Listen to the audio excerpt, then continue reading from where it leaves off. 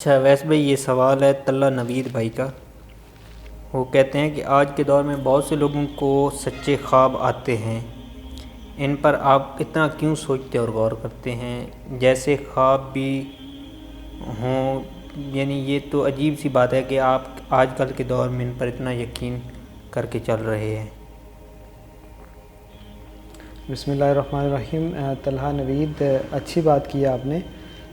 لیکن یہ دیکھیں، ہمارے لیے تو کوئی بھی چیز جواز نہیں ہے، کوئی بھی چیز ہمارے لیے دلیل نہیں ہے جب تک کہ نبی مکرم صلی اللہ علیہ وسلم نے ہمیں اس کے بارے میں گائیڈ نہ کیا۔ تو آپ صلی اللہ علیہ وسلم کی حدیث کا مفہوم ہے کہ سچا خواب نبوت کا 46واں حصہ ہے، 46th پارٹ۔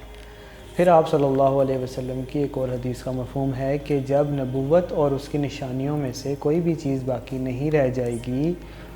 تو اس وقت صرف مبشرات باقی رہ جائیں گی۔ تو صحابہ نے پوچھا کہ یا رسول اللہ، مبشرات سے کیا مراد ہے؟ تو آپ صلی اللہ علیہ وسلم نے فرمایا کہ وہ سچا خواب جو کوئی دیکھے یا کوئی اس کے بارے میں دیکھے، او کما قال، اللہ تعالیٰ کمی بیشی معاف فرمائے، یعنی کہ جو وحی ہے اس سے ہم بہت دور ہو چکے ہیں، 1500 سال گزر چکے ہیں۔ اب اللہ تعالیٰ کی طرف سے اگر کوئی رہنمائی کا ذریعہ باقی ہے تو وہ سچا خواب ہے۔ اسی طرح نبی مکرم صلی اللہ علیہ وسلم نے فرمایا کہ جس کسی نے مجھے خواب میں دیکھا اس نے مجھے ہی دیکھا، کیونکہ شیطان میری صورت نہیں دھار سکتا، او کما قال۔ تو اس کا مطلب یہ ہوا کہ آپ صلی اللہ علیہ وسلم کو جس کسی نے خواب میں دیکھا، دراصل وہ ایک اوتھینٹک سورس آف انفارمیشن ہے، ایٹ لیسٹ اس کے لیے۔ تو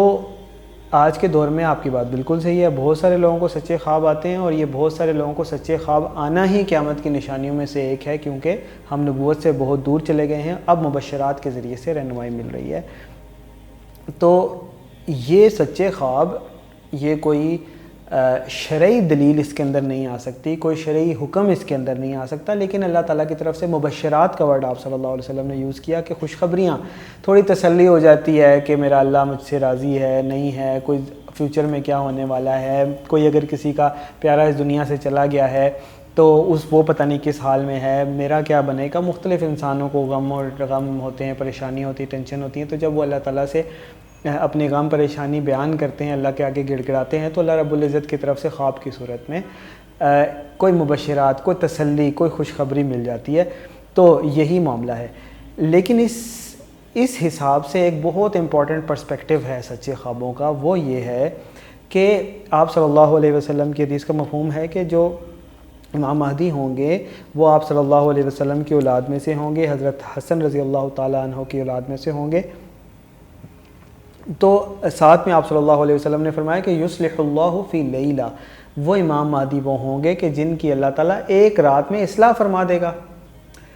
اب آپ مجھے یہ بتائیں کہ نبوت کا دروازہ بند ہو چکا ہے، آپ صلی اللہ علیہ وسلم کے بعد کوئی نبی نہیں آنا، کسی رسول نے نہیں آنا، لیکن امام المہدی وہ ہوں گے کہ آپ صلی اللہ علیہ وسلم ہمیں بتا کر گئے کہ وہ زمین کو یملأ الارض عدلا وقسطا کما ملیات ظلما و جورا، او کما قال، کہ وہ زمین کو عدل و انصاف سے ایسے بھر دے گا جیسے وہ ظلم اور جور اور ناانصافی سے بھر چکی ہوگی۔ یعنی کہ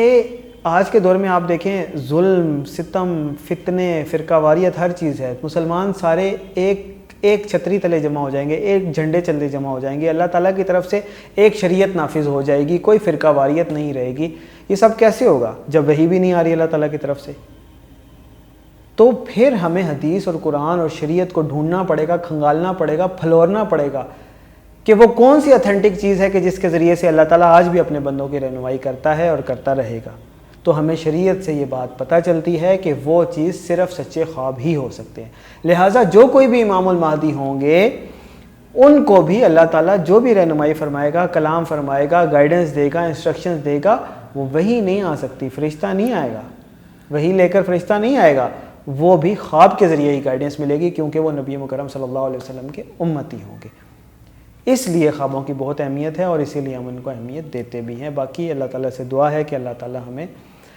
حق کے اوپر قائم فرمائے، باطل سے محفوظ فرمائے۔ اللہم ارنا الحق حقا وارزقنا اتباعہ وارنا الباطل باطلا وارزقنا اجتنابہ۔ اللہم انا نعوذ بک من الفتنة المسیح الدجال۔